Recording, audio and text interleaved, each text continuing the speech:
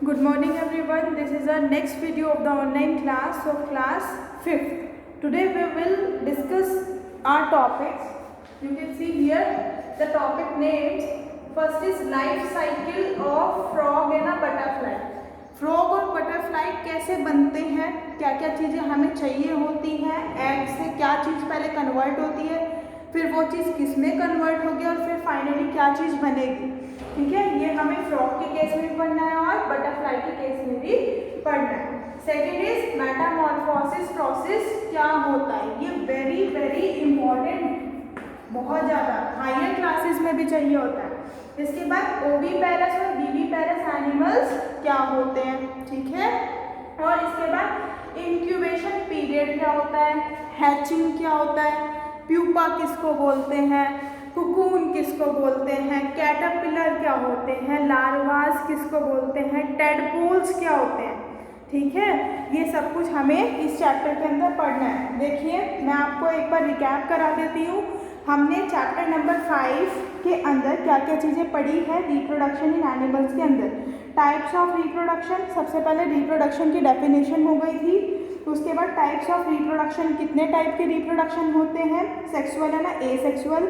Asexual के अंदर क्या क्या चीज़ें थी, बाइनरी फिशन, बडिंग है ना फ्रेगमेंटेशन कैसे होता है। बाइनरी फिशन के अंदर अमीबा के अंदर मैंने बताया था, मैंने आपको बोला था कि कुछ ऑर्गेनिज्म ऐसे होते हैं जिनको हम अपनी नेकेड आई से नहीं देख सकते, हमें माइक्रोस्कोप की रिक्वायरमेंट होती ही होती है उनको देखने के लिए। जैसे कि मैग्नीफाइंग ग्लास से आपके पास जब ज्योमेट्री बॉक्स खरीद के लाते हो आप लोग, तो उसके अंदर आपको मैग्नीफाइंग ग्लास दिखाई देता है। मैग्नीफाइंग ग्लास से जब आप किसी वर्ड को देखते हो तो वो बहुत ज़्यादा आपको एक तरीके से बहुत जूम में दिखाई देता है ना, आप देखते हो, आप उससे गेम भी खेलते हो। तो ये देखो अमीबा है, यहाँ पे आप देख सकते हो amoeba, binary fission in amoeba, मैंने आपको डायग्राम बनाकर भी दिखाया था इसका। ठीक है, बाइनरी फिशन यानी कि एक अमीबा से दो अमीबा कैसे बने, बाइनरी, बाई फॉर टू, नरी फिशन, फिशन का मतलब ऐसे ऑर्गेनिज्म जो अपनी बॉडी को दो पार्ट में कन्वर्ट कर रहे हो। बडिंग, हाइड्रा के अंदर भी देखा था मैंने, इसका डायग्राम भी बनाया था, बनाने के लिए भी दिया था।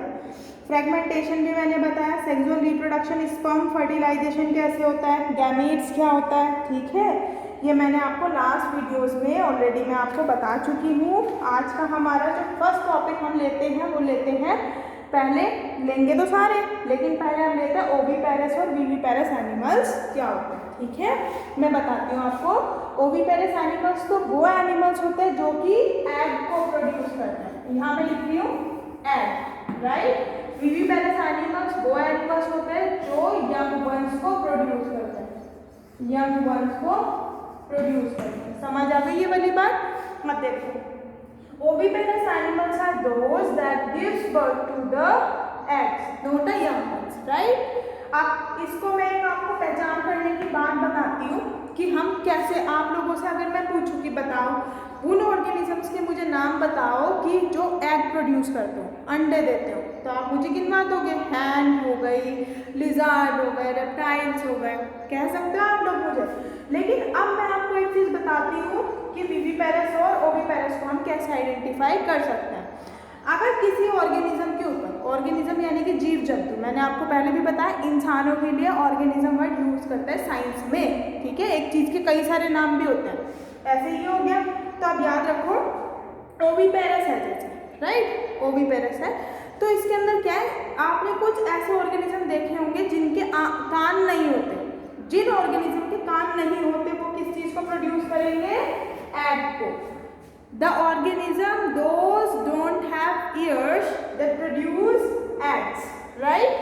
वो eggs को प्रोड्यूस करते हैं। जैसे कि फॉर एग्जाम्पल आपने हैन देखी है, तो हैन के कभी कभी हैन के आपने देखे ईयर होते हैं, नहीं होते ईयर्स, ईयर्स नहीं होते, तो वो ऑर्गेनिज्म कैसे होंगे, ओवीपेरस होंगे। ओवीपेरस है तो क्या प्रोड्यूस कर रहे होंगे, एग प्रोड्यूस कर रहे होंगे, समझ गए, एग प्रोड्यूसिंग। और जिनके, इसका जस्ट अपोजिट कर लो वीवीपेरस के लिए, वीवीपेरस एनिमल्स वो होते हैं जिनके पास क्या नहीं होता, जिनके ईयर्स तो होते हैं और वो एग को प्रोड्यूस नहीं कर पाते, एग को नहीं प्रोड्यूस कर पाते, ईयर्स हैं तो क्या प्रोड्यूस करेंगे, यंग वंस को प्रोड्यूस करेंगे। और उनको क्या बोलते हैं ऑर्गेनिजम्स को, हम वीवीपेरस एनिमल्स, एनिमल्स को ही आप क्या बोल सकते हो, ऑर्गेनिज्म भी बोल सकते हो। अब मैं आपको डेफिनेशन बता देती हूँ पेज नंबर 41 पे। ओविपेरस विविपेरस यहाँ गिवन है, ठीक है, मैं इसको बता रही हूँ।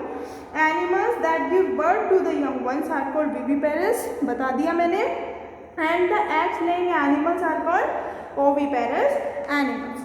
अब बात आती है, एग तो बन गया, अब हमें बेसिकली एग के बारे में पढ़ना है कि एग के अंदर से हैन कैसे बनेगी। वही वाली बात होती है ना, एग से हैन कैसे बन रही है।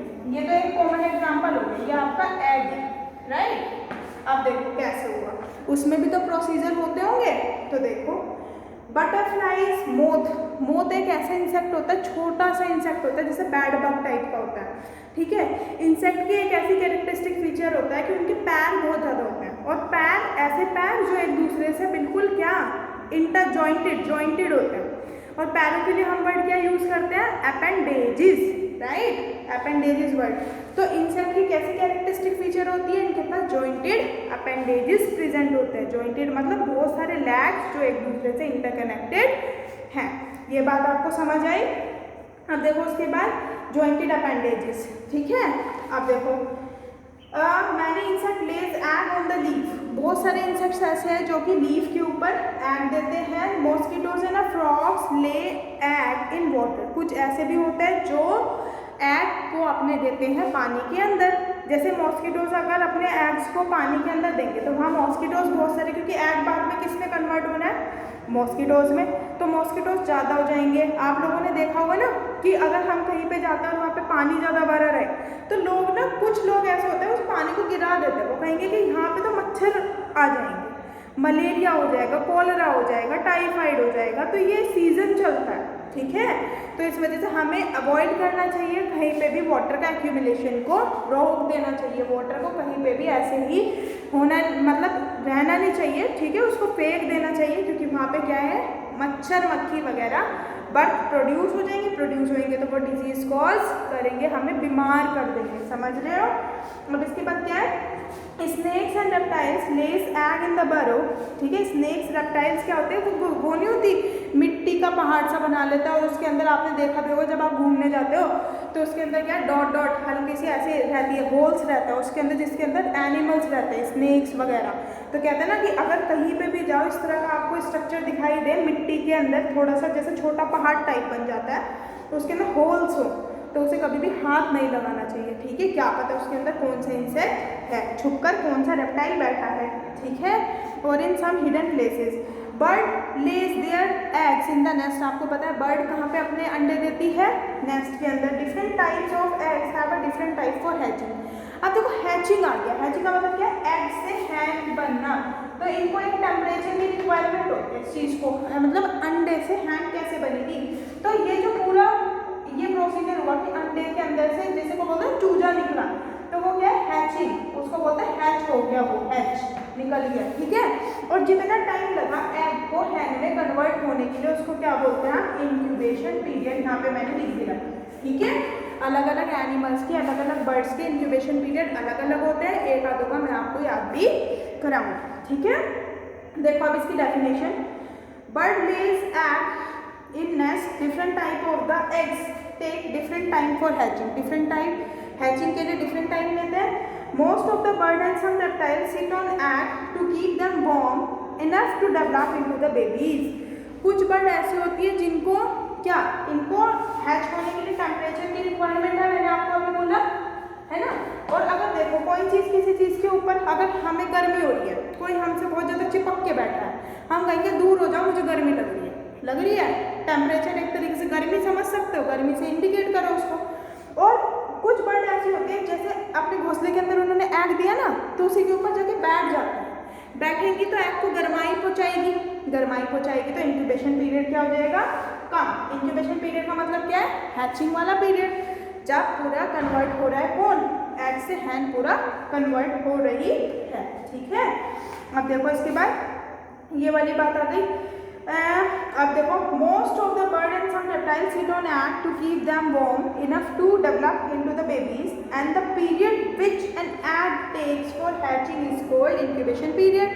बता दिए, हैचिंग होने में जितना टाइम पीरियड लगा उसको क्या बोलेंगे, incubation period. For example, the egg of a hen takes 21 days for hatching, which is it's called incubation period. hen को हैच होने में एग से कितना टाइम लगता है? 21 डेज, और 21 डेज क्या हुआ उसका? Incubation period. अब देखो इससे आगे, at the end of incubation period the baby bird peeks at the shell with a beak from the inside and break it up open to come out. अब क्या है इसके अंदर? पूरा कहने का मतलब है hen एग के अंदर बन चुकी है, ठीक है, hen एग के अंदर बन चुकी है. अब उसका फेस भी तो आ जाएगा, इसकी बाहर वाली लेयर को तोड़ना, किसकी? अंडे की बाहर वाली शेल को तोड़ना. क्यों तोड़ेगी? क्योंकि hen के पास क्या बीक है, वो तोड़ के बाहर आ जाएगी और फिर अपनी लाइफ को सरवाइव करेगी, यानी कि जीना स्टार्ट कर देगी. ठीक है, ये तो आप खुद से ही देख सकते हो ना. अब देखो इसके बाद लाइफ साइकिल देखते हैं. टर्टल, जो टर्टल होता है, टर्टल और टॉर्टोइज, ठीक है, and some snake lays egg in the pit dug in the ground. कभी कभी ग्राउंड में देते हैं, तो इनके भी एग एनिमीज से बचाने के लिए, जो शत्रु होते हैं, क्या पता उनके अंडों को फोड़ ना दे, तो उससे बचाने के लिए क्या है, ये उसको कवर करके रखते हैं. ठीक है, क्योंकि ये जो रेप्टाइल्स है, स्नेक्स वगैरह, अपने अंडों को कहाँ देते हैं? ग्राउंड पे. तो ये क्या करते हैं? अपने अंडों को कोई शिकारी उनको खा ना जाए, मार ना दे, तो क्या करता है? सॉइल को कवर कर देता है, उसके ऊपर सॉइल डाल देता है, और सॉइल डालेगा और सन रेज, ऊपर से सन की रेस पड़ेगी ग्राउंड के ऊपर, तो उसे गर्माई मिलेगी. गर्माई मिलेगी तो वो फाइनली रेप्टाइल का है, तो रेप्टाइल में कन्वर्ट हो जाएगा. समझ रहे हो? अब बात आती है लाइफ साइकिल की. देखो लाइफ साइकिल क्या है. बटरफ्लाई कैसे बनी? यहाँ पे आप अपनी बुक का पेज नंबर 42 पे देखो.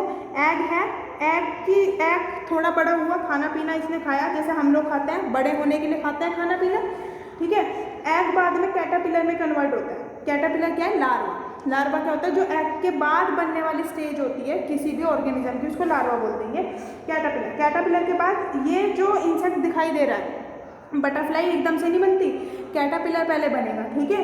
इसके बाद एक अपने चारों तरफ ये बाउंड्री कर लेगा, अपने आप को प्रोटेक्ट करेगा. देखो ऐसे ये दिखा रखा है, तो जब ये बाउंड्री कर लेगा, अंदर से और डेवलप हो जाएगा, इसको बोलेंगे प्यूपा, और बहुत टाइम तक ये ऐसे ही रहेगा, प्यूपा जो है, आप देख सकते हो. और उसके बाद ये बटरफ्लाई में कन्वर्ट हो जाता है, और बहुत सुंदर कलर की बटरफ्लाई निकल जाती है.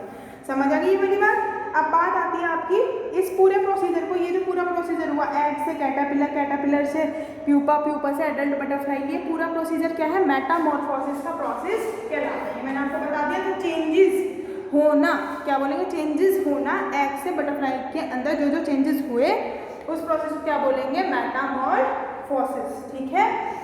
अब देखो बात आती है फ्रॉग की. अब फ्रॉग जो होता है, ये तो बटरफ्लाई के बारे में थी, अब हमें फ्रॉग का भी तो देखना है. फ्रॉग जब अपने अंडे देता है, पानी के अंदर फ्रॉग अंडे देता है, मैंने आपको बता दिया. जो अंडे देता है बहुत ज़्यादा देता है, मिलियंस में, ग्रुप में. और ग्रुप को क्या बोलते हैं? अंडों के ग्रुप को, फ्रॉग के स्पॉन. स्पॉन बाद में किस चीज़ में कन्वर्ट हो जाता है? टैडपोल में. और टैडपोल से कुछ टाइम के बाद, टैडपोल के लार्वा है फ्रॉग का, जैसे बटरफ्लाई का लार्वा क्या था? कैटरपिलर, यानी कि एग के बाद जस्ट बनने वाली जो स्टेज है, ठीक है. After certain days a tadpole larva metamorphosis grows into the, किस में कन्वर्ट हो जाती है? फ्रॉग में. अब मुझे आपको कुछ चीज़ बतानी है कि हम किसको क्या बोलते हैं, ठीक है. जो छोटा एग है, ठीक है ना, अंडा, छोटी को क्या बोलते हैं? मॉस्किटो के एक तरीके से बच्चे को क्या बोलेंगे? रिगलर. ठीक है, ये आपकी बुक में दे रखी है, आपको याद भी होनी चाहिए. मॉस्किटो के बच्चे को क्या बोलेंगे? मॉस्किटो, विगलर. और विगलर बाद में कन्वर्ट हो जाएगा मॉस्किटो में. फिश के फ्राई, आउल के आउटलेट, एलिफेंट का काफ, हॉर्स का कॉल, डक का डकलिंग, फ्रॉग का टेडपोल, काऊ का काफ, लायन का कब, गोट का किड एंड हैन का चिक. ये तो आपको पता ही है. हैन का छोटा बच्चे को क्या बोलते हैं? चिक. और बछड़ा बोलता है ना काऊ के बच्चे को. तो ये वाली बात हो गई. ये आपको बात समझ आ गई. आपका चैप्टर हुआ ये फिनिश. इसका मैं रिटर्न वर्क आप लोगों को भेज दूंगी.